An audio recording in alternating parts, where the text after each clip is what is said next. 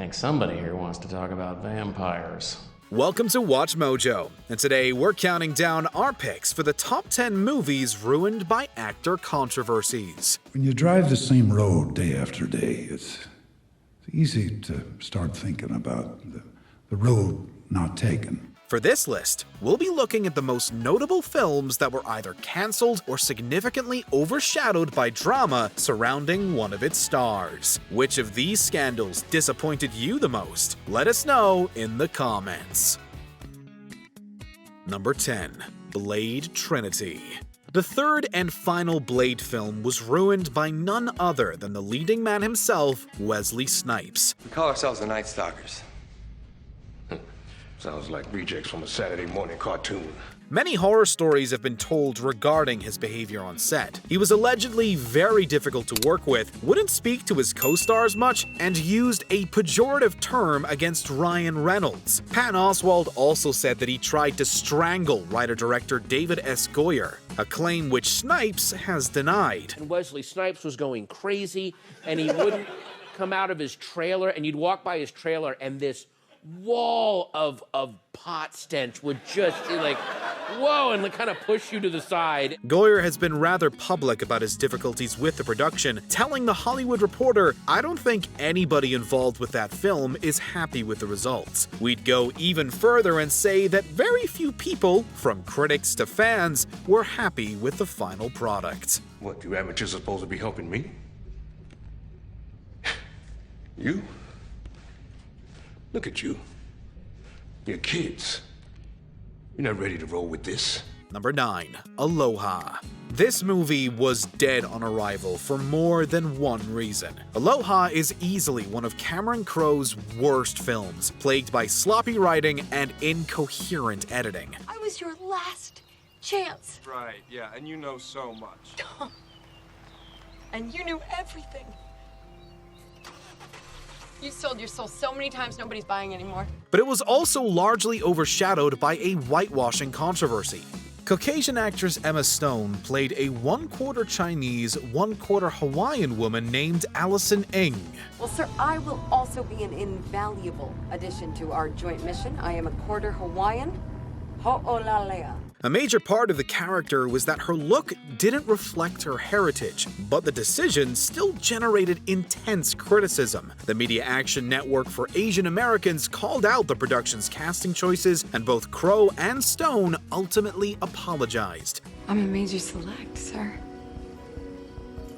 I'm at a crossroads where I can't mess up. And I don't want to wind up a decal on your laptop. This combination of controversy and poor quality resulted in Aloha bombing at the box office, grossing just a little over $25 million worldwide. Number 8. 1905. This one was going to be a Japanese film starring popular Hong Kong star Tony Leung. 做卧底多久了？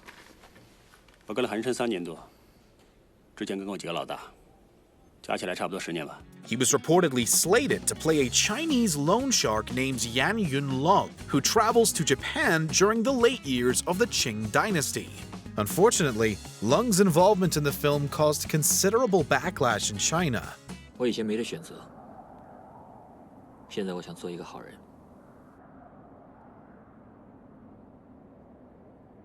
好啊，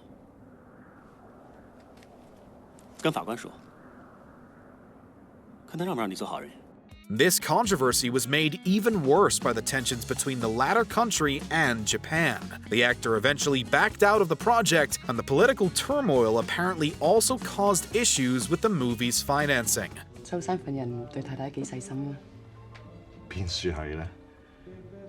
佢份人好奄尖嘅，過兩日佢生日，又唔知買咩俾佢好。 The production company's eventual bankruptcy, combined with the lead's departure, resulted in the film being completely abandoned. Number 7. Cold Pursuit. Based on a Norwegian thriller, Cold Pursuit stars Liam Neeson as a vengeful snowplow driver named Nels Coxman. Tell me. All right, Pops, there's the door, all right? Now, I don't know what igloo you crawled out of, but I think it's time you crawled back in. Unfortunately, this movie was plagued by controversies from the outset. Parks Canada didn't allow production to shoot in the country's national parks, citing concerns over Tom Jackson's native character, White Bull LeGru. You showed a lot of guts coming here alone.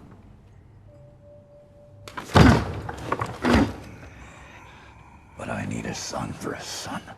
And shortly before the movie was released, Neeson made a public comment about wishing to exert lethal force on a black person years prior. Neeson adds that the incident happened nearly 40 years ago and that he sought help from a priest and friends. As a result of the backlash, the red carpet for Cold Pursuit was cancelled. The controversy had considerable negative effects, and the movie grossed approximately $76 million worldwide on a $60 million budget. Number 6. Billionaire Boys Club. Essentially a worse Wolf of Wall Street, Billionaire Boys Club is a biographical movie about the titular group. I learned early on that the key was to fake it till you make it. I used my charm, wit, and backhand to hang out with the sons of movie stars, CEOs, actual royalty. I played the part perfectly. Back in the 80s, this club conned people with get-rich-quick schemes, and its founder, Joseph Hunt, was later arrested for killing 2 people. And he was dead.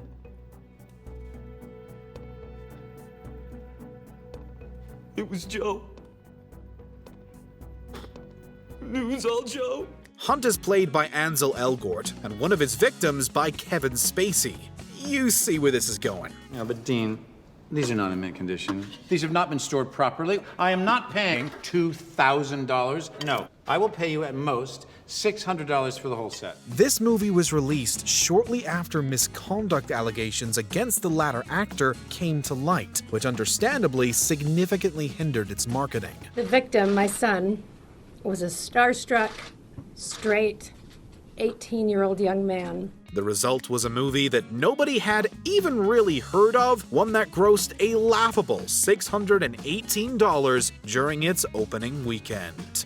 Number 5. I Love You, Daddy. Initially scheduled for wide release in November of 2017, this film was permanently tarnished by the misconduct allegations made against Louis C.K. And now she's mad at you because of my movie? Yeah, I guess I was mansplaining or whatever. The famous comedian was the main creative force behind I Love You, Daddy, having written, directed, co-produced, and starred in it. The allegations against him were made public on the month of the release, and distributors, both American and international, dropped the movie from their schedules. I wanted to sort of pretend like it never happened. I mean, I wanted to do my job. Those opportunities are few and far between. I most certainly didn't want to be the person that was responsible for shutting down a production. CK was then said to be purchasing the rights himself, but the movie quickly spread through torrent sites, having been ripped from DVD screeners. You know, China, you didn't even fill out one college application yet. You told me that I could take a gap year. So what are you gonna do with your gap year? You're gonna go back to Florida and play Mother May I? Stars Chloe Grace Moretz and Rose Byrne have publicly stood by the distributor's decision, claiming that the film shouldn't be seen in today's socio-political landscape. Number 4. The Birth of a Nation. No, we're not talking about that Birth of a Nation. This Nate Parker film was about Nat Turner's slave rebellion, which occurred in 1831 and resulted in the deaths of many people, including Turner. This is how this is gonna work. You're gonna throw the weapons to the ground, and then you're gonna lie down. Do it. The movie was a huge success at Sundance, earning a $17.5 million distribution deal from Fox and winning the Grand Jury Prize. However, it was then revealed that Parker and his co-writer Jean McGianni Celestin were embroiled in a sexual assault back in the late 90s. Do you feel guilty about anything that happened that night? I don't feel guilty. Parker was acquitted, and Celestin's conviction was overturned on appeal. The controversy surrounding the story completely ruined the movie's marketing and shattered its Oscar chances. Is there something you want to say to these good people?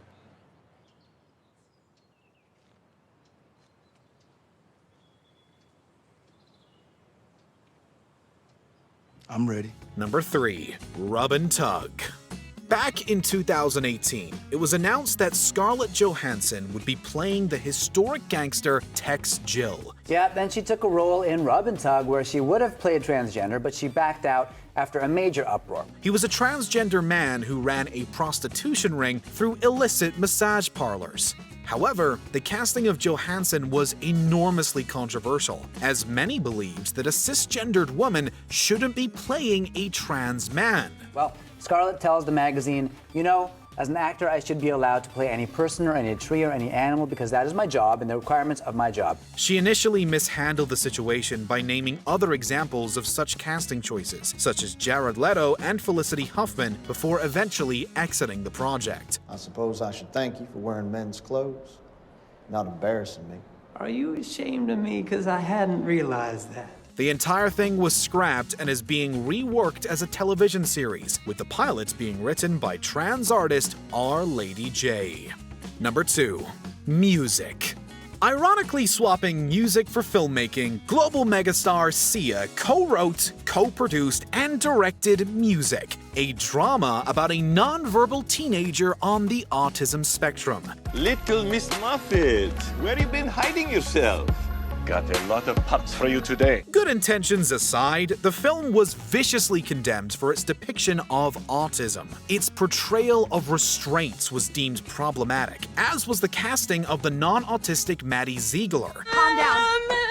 Calm down! Calm down, it's okay! Ziegler and Sia received criticism both from the mainstream media and from those within the autistic community. The film was also panned by critics who called it offensive, among many other things. Actually, that's really expensive art. Oh, if you yeah. just not, if Sorry, you don't hold on.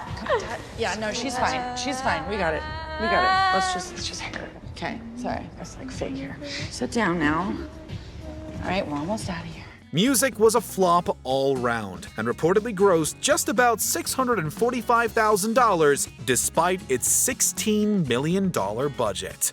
Before we continue, be sure to subscribe to our channel and ring the bell to get notified about our latest videos. You have the option to be notified for occasional videos or all of them. If you're on your phone, make sure you go into your settings and switch on notifications. Number 1. Rust. Even if this movie is eventually finished and released, it will forever remain overshadowed by the tragic shooting death of Helena Hutchins. Just so angry to see him talk about her death so publicly in such a detailed way, and then to not accept any responsibility after having just described killing her. On October 21st, 2021, the cinematographer was killed in a horrible on-set accident. Star Alec Baldwin was getting ready for a scene when his prop revolver shot off a live round, which proceeded to hit Hutchins. I just feel like, are we really supposed to feel bad about you, Mr. Baldwin? She was rushed to the hospital, but sadly succumbed to her injuries. The resulting fallout was aimed at numerous people, with many criticizing the shoddy safety standards on display. Normally, he's a very, nice guy. Don't judge him from this meeting alone. Multiple lawsuits were launched, and the movie's production has been indefinitely delayed. It'll likely never see the light of day.